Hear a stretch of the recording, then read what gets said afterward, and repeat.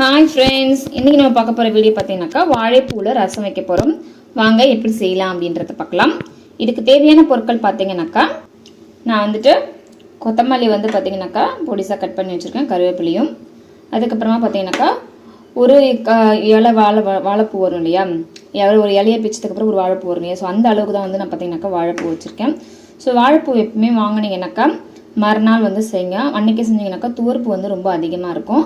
So நேற்று வாங்கினது இன்றைக்கி எடுத்திருக்கேன். அதேமாதிரி வாழைப்பூ ரொம்ப அதிகமாக சேர்த்திங்கனாலும் துவர்ப்பு தன்மை அதிகமாக இருக்கும். தக்காளி பார்த்தீங்கன்னாக்கா நான் 2 தக்காளி எடுத்திருக்கேன். 1.5 தக்காளி வதக்கிறதுக்காக வச்சுருக்கேன். ஒரு தக்காளி பார்த்தீங்கன்னாக்கா இதில் கரைச்சி வச்சுருக்கேன். அதுக்கப்புறம் பார்த்தீங்கன்னாக்கா பூண்டு ஒரு 4-5 பல்லு பூண்டு எடுத்திருக்கேன். மிளகு பார்த்தீங்கன்னாக்கா ஒரு டேபிள் ஸ்பூன் எடுத்திருக்கேன்.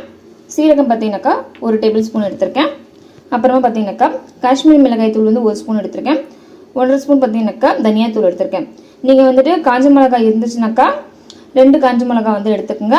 தனியா பார்த்தீங்கன்னாக்கா ஒரு 1/4 ஸ்பூன் எடுத்துக்கோங்க. அப்படி இல்லைன்னா 1/2 ஸ்பூன் எடுத்துக்கோங்க, காரம் ரொம்ப சேர்க்காதவங்க. பச்சை மிளகாய் 1 சேர்த்துருக்கேன். அதே மாதிரி இது பார்த்தீங்கன்னாக்கா கறி மசால் பொடி பார்த்தீங்கன்னாக்கா 1/4 ஸ்பூன் சேர்த்துருக்கேன். ஸோ இது டேஸ்ட் அந்த வாழைப்பூ துவர்ப்பு எடுக்கிறதுக்காக சேர்த்துருக்கோம். ஸோ நீங்கள் உங்களுக்கு பிடிக்கல அப்படின்னா நீங்கள் ஸ்கிப் பண்ணிக்கலாம். ஒரு சின்ன எலுமிச்சை சைஸ் அளவு புளி கரைச்சி வச்சுருக்கேன். மஞ்சள் தூள், பெருங்காயம், அதுக்கப்புறம் பார்த்தீங்கன்னாக்கா 1.5 டேபிள் ஸ்பூன் பார்த்தீங்கன்னாக்கா பருப்பு வேக வச்சு அந்த தண்ணியோடு சேர்த்து பருப்போடு சேர்த்து பார்த்தீங்கன்னாக்கா நான் கரைச்சி வச்சுருக்கேன். ஒரு 1/2 தக்காளி இதில் கரைச்சி வச்சுருக்கேன். பெருங்காயமும் சேர்த்துருக்கேன். இதில் பார்த்தீங்கன்னாக்கா பெருங்காயம், அதுக்கப்புறம் மஞ்சள், அதுக்கப்புறம் உப்பு, 1/2 தக்காளி, 1.5 டேபிள் ஸ்பூன் பருப்பு வேக வச்சு அந்த பருப்பு தண்ணியோடு இதில் சேர்த்துருக்கேன்.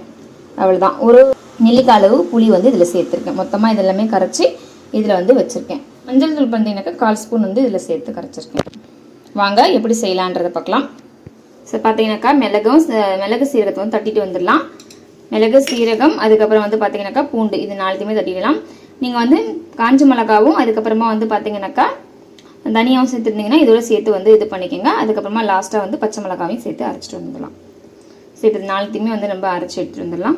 மசாலா பார்த்திங்கனாக்கா அரைச்சி எடுத்துகிட்டு வந்துட்டேன். கடாயில் எண்ணெய் ஊற்றிட்டு அதுக்கப்புறமா இந்த மசாலாவை சேர்த்துடலாம். மசாலாவோட பச்சை வாசனை போகிற வரைக்கும் வதக்கிக்கலாம்.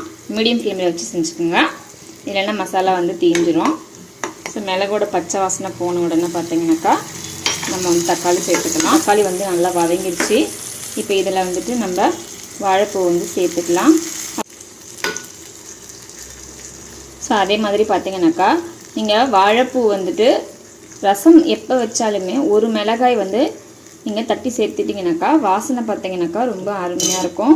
அதுக்கேற்ற மாதிரி காஞ்ச மிளகாயோட அளவு நீங்கள் குறைச்சிக்கோங்க. இந்த வாழைப்பூ பார்த்தீங்கன்னாக்கா நான் கட் பண்ணி சேர்த்துருக்கேன். நீங்கள் முழுசாக சேர்க்குறதா இருந்தாலும் சேர்த்துடலாம். ஸோ நான் மசாலா எப்பவுமே கடைசியாக சேர்ப்பேன், ஏன்னா அடி பிடிச்சிட போகுது அப்படின்றதுக்காக. காஷ்மீரி மிளகாய் தூள், தனியாய் தூள், கறி மசாலா தூள் இது எல்லாமே சேர்த்துட்டு நல்லா வதக்கிக்கலாம்.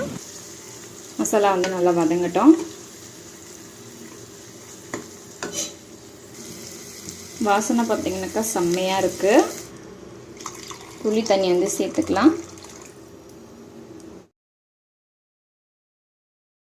அடுத்து கருவேப்பிலை, கொத்தமல்லி சேர்த்துக்கலாம். சேர்த்துட்டு ஒரு கிளறி விட்டுடலாம்.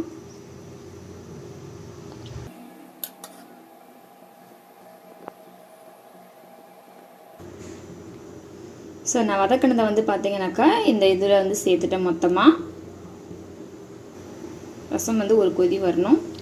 ரசம் பார்த்தீங்கன்னாக்கா செம்ம டேஸ்ட்டாக இருக்குது. ஸோ கறி மசாலா பொடி பிடிக்கலைன்னா நீங்கள் ஸ்கிப் பண்ணிக்கலாம். ஸோ செஞ்சு பாருங்கள்.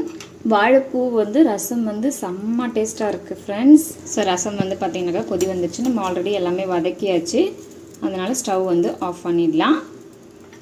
இல்லைன்னா குழம்பு பார்த்தீங்கன்னாக்கா கடுத்துரும் அப்படின்னு சொல்லுவாங்க.